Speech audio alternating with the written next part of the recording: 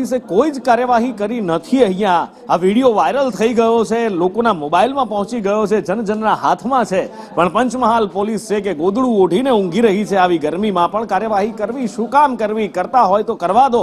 અને માટે જ આવા યુવાનો છાકટા બની અને પોલીસને પડકાર ફેંકતા રહે છે। અને આવો જ પડકાર રાજકોટ શહેરમાં પણ ફેંકવામાં આવ્યો છે, જ્યાં BRTS નો રૂટ અલગથી બનાવવામાં આવ્યો છે। મારા તમારા જેવા સામાન્ય માણસો જો એમાં વાહનો લઈને જાય તો સીધો જ તમને મેમો આવે, ઈ મેમો આવે, દંડ ફટકારવામાં આવે, અથવા ત્યાં ઉભેલા પોલીસના જવાનો હોય એ રોકી અને ચલાણ ભરાવે। પણ રાજકોટના આ દ્રશ્યો જુઓ, અહીંયા ઘોડા દોડાવાઈ રહ્યા છે, BRTS ના રૂટ ઉપર કાયદાનું સરેઆમ ભંગ કરી રહ્યા છે, સ્ટન્ટ કરી રહ્યા છે, પણ કોઈ એમને રોકવા ટોકવા વાળું નથી।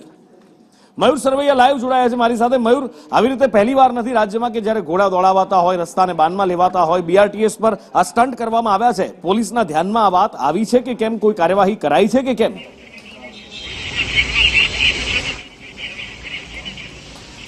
બિલકુલ નુપુર, જે પ્રકારે BRTS નો રૂટ જે છે તે BRTS ની બસો ચલાવવા માટે હોય છે, ત્યાં સિક્યોરિટી ગાર્ડ પર 24 કલાક તૈનાત કરવામાં આવતા હોય છે।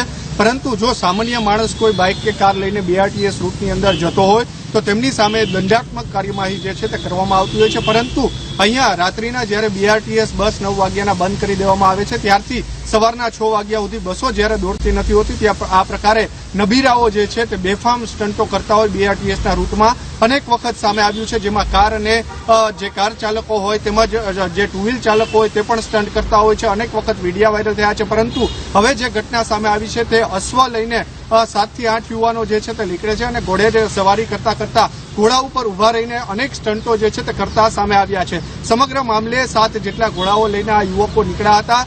વિડીયો વાયરલ થતા પોલીસ જે છે તેમના દ્વારા કાર્યવાહી કરવામાં આવશે કે કેમ તે પણ સવાલ થઈ રહ્યો છે, કારણ કે વહેલી સવારથી જ આ વિડીયો જે છે તે સોશિયલ મીડિયાની અંદર વાયરલ થયો છે અને તેમાં સ્પષ્ટપણે જોઈ શકાય છે કે ઘોડે સવારી કરતા કોઈનો પણ ખોફ ન હોય તે પ્રકારે ઘોડે સવારીમાં સ્ટન્ટ કરી રહ્યા છે। અને પોલીસ જે છે તે હવે વિડીયોના આધારે કઈ રીતના કાર્યવાહી કરે છે તે જોવું રહેશે। નુપુર।